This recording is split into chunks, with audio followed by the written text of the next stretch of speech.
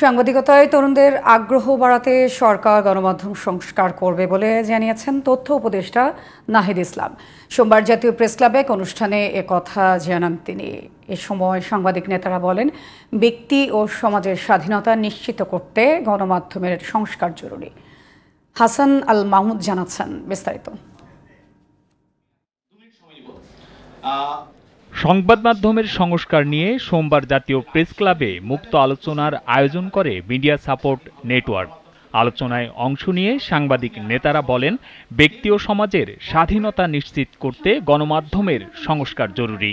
প্রধান উপদেষ্টার প্রেস সচিব শফিকুল আলম বলেন, ক্যাপিটালিস্ট ব্যবস্থাপনায় মালিকানায় বাধা দেওয়া না গেলেও তাদের ক্ষমতায় কিছুটা বিধিনিষেধ আনা যেতে পারে। আর প্রেস সচিব ইনস্টিটিউটের মহাপরিচালক ফারুক ওয়াসিফ বলেন, সাংবাদিকতাকে মুক্ত করা না গেলে মুক্ত গণমাধ্যম হবে না।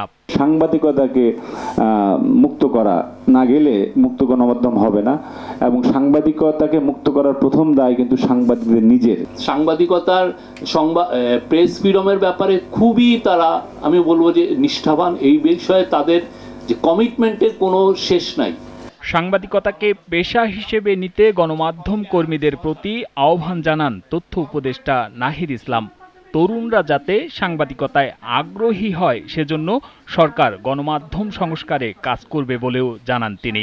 আমাদের সামনের দিনগুলোতে আমাদের কিভাবে সাংবাদিকতাকে আমরা আরও পেশাদারিত্বের একটা জায়গায় নিতে পারি, এবং যাতে আমাদের তরুণরা মেধাবীরা আগ্রহী হয়।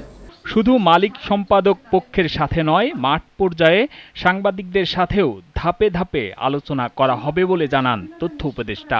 তো সকল পক্ষের সাথে বসে তাদের একটা পরামর্শ নিয়ে আমরা এই সংস্কার কমিশনটা আসলে ঘোষণা করতে চাচ্ছি। Hasan Al Mamun, GTV news, Dhaka.